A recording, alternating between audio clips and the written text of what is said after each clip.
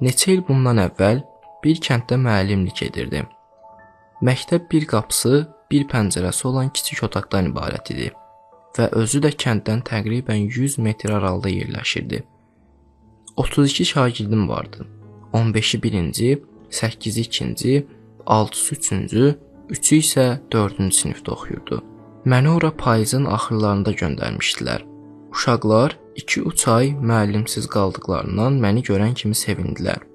Dərslər 4-5 gün ləng keçdi. Nəhayət uşaqları çöldən, fərş emalatxanalarından, oradan-buradan birtəhər ki yığa bildim. Uşaqların çoxusu dərs olmadığından xalçası Hacıqulunun çayxanasında işləməyə getmişdilər. Zirəkləri gündə 10-15 qram əmək haqqı alırdı. Hacıqulu buraya şəhərdən gəlmişdi. Çünki kənddə karxana açmaq ona daha sərfəli idi. Şəhər fəhlələri daha çox əmək haqqı tələb edir və gündə 40 qramdan az almırdılar. Amma kənddə yüksək əmək haqqı 20 qramdan 30 qrama qədərdir. Kəndə gəlişimdən 10 gün ötməmişdi ki, bərk qar yağdı, yer buz bağladı. Soyuğun qabağını almaq üçün qapı pəncərənin dəlmə deşiyinə kağız yapışdırdıq. Bir gün 3-cü və 4-cü siniflərin şagirdlərinə imla yazdırırdım. 1-ci və 2-ci sinif uşaqları isə bayırda idilər. Qapının arxasından nazik bir səs eşidildi. Ləbu gətirmişəm uşaqlar. İsti, şirin ləbu. Sinif nümayəndəsindən soruşdum. Bu kimdir? O dedi. Özgə adam deyil ağa, tarverdidir. Qışda ləbu satır. İstəyirsən deyim içəri gəlsin. Qapını açdım. Tarverdi çuğundur qazanı ilə içəri girdi. Baş gözünü köhnə yunşalla sarmışdı. Ayağının birinə köhnə qaloş tayıb, o birinə isə adi kişi ayaqqabısı geyinmişdi.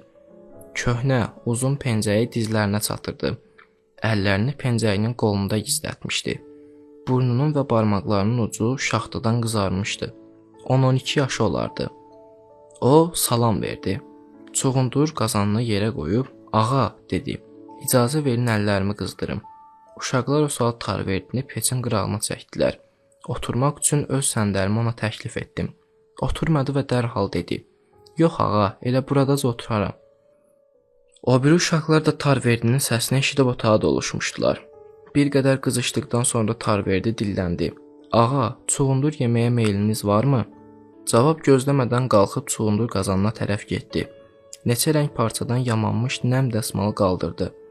Bu zaman qazandan buxar qalxdı. Çuğundurun üstündə dəstəli bıçaq var idi.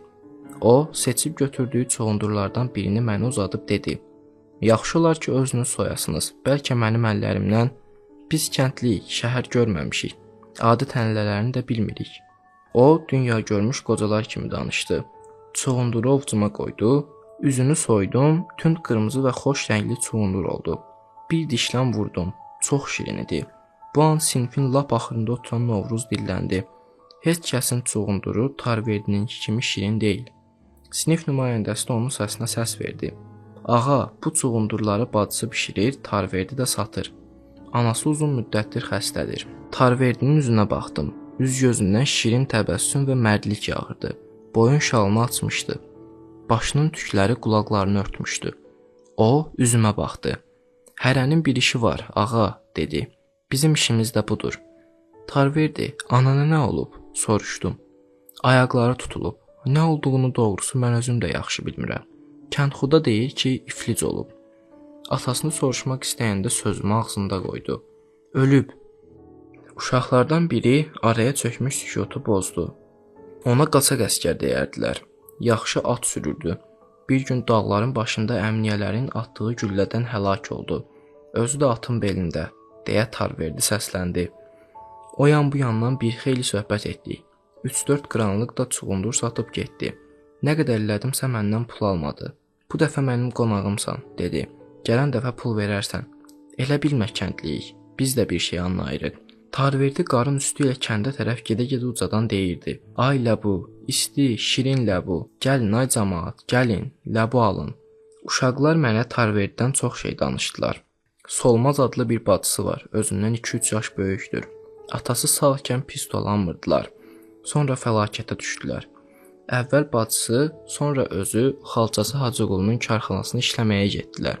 Bir müddətdən sonra Hacıqulu ilə sözləri düşdü, karxanadan çıxdılar. Rızaqulu da, Əbülfəz də Tarverdi barədə bildiklərini danışdılar.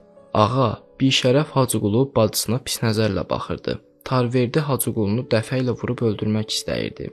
Tarverdi hər gün 1-2 dəfə məktəbə baş vururdu. Çuğundurlarını satandan sonra hərdən gəlib sinifdə oturur, dərslərə qulaq asırdı. Bir gün ondan soruşdum. Tarverdi, eşitdiyimə görə Hacıqulu ilə dava eləmsən. Bunun nə üstündə olduğunu mənə deyə bilərsən? Tarverdi, keçmişin söhbətidir ağa, dedi. Başınızı ağrıtmağa dəyməz. Əhvalatı bütün təfsilatı ilə birər-birər danışsan, məmnuniyyətlə qulaq asaram, dedim. Tarverdi söhbətə başladı.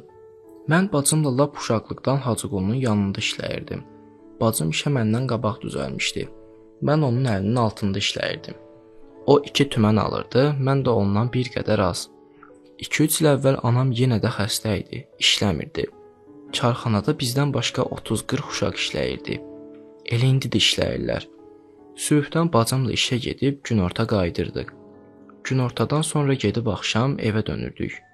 Bacım çarxanada başına çadır ölçsə də üzünü gizlətmirdi.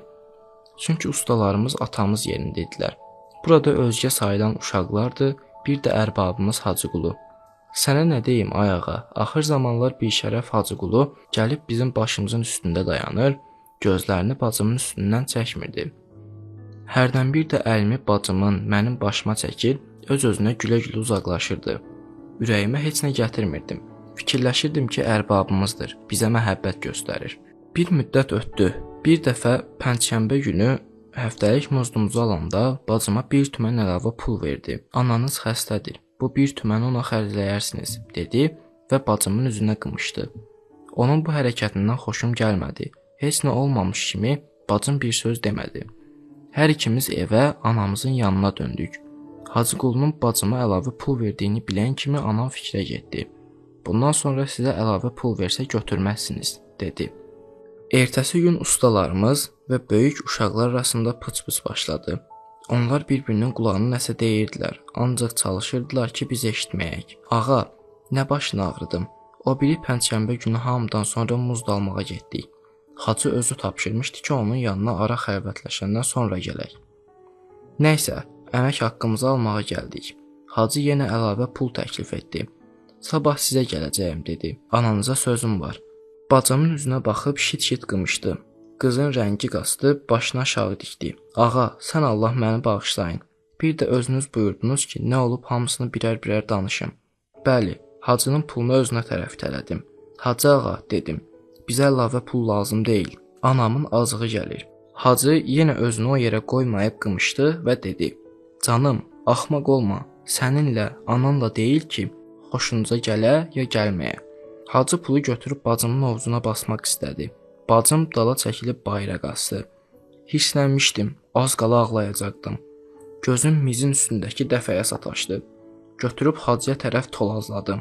Dəfə üzünü parçaladı, qan axmağa başladı. Hacı haray çəkib kömək çağırdı. Mən bayıra qaçdım, evimizə gəldim. Sonra nə olduğunu bilmədim. Bacım anamın böyrünə qısılıb xısın-xısın ağlayırdı. Axşam kəndxuda bizə gəldi. Hacıqulu mənim əlimdən şikayətlənib sifariş göndərmişdi ki, mən onlarla qohum olmaq istəməsəydim, Tarverdini əmniyyələrin əlinə verərdim, dədəsini yandırardılar.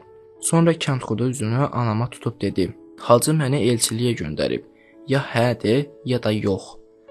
Hacının şəhərdə bir bölük arvad uşağı var. Bundan əlavə hələ bir neçə siğə də saxlayır. Məni bağışla, ağa, lap kaftar itə oxşayır. Ağarmış saqqalından, tökülmüş dişlərindən utanmır, kaftarın biri kaftar.